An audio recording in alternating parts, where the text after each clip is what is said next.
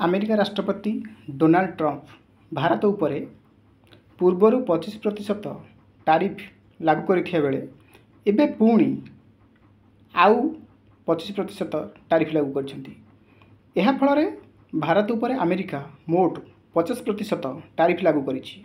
तेबे एठारे गोटिए कथा कहबाक मु चाहूँची, भारत उपरे अमेरिकार ए जो टारिफ लागू करिबा एक अलग सूचना दूची।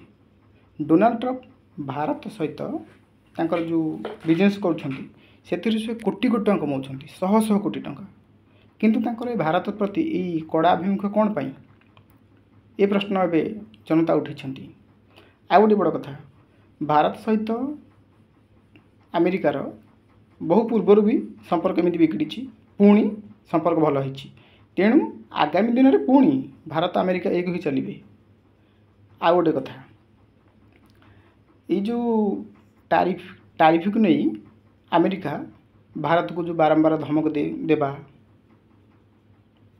रूस तेल न किणा भी धमक दबा, यही धमक भी अमेरिका बहुत पूर्वर मिली अलग इश्यू नहीं कि से समय भी भारत डरी ना, आज भी भारत डरी ना। भारत सदाबले विश्व शांति चाहे।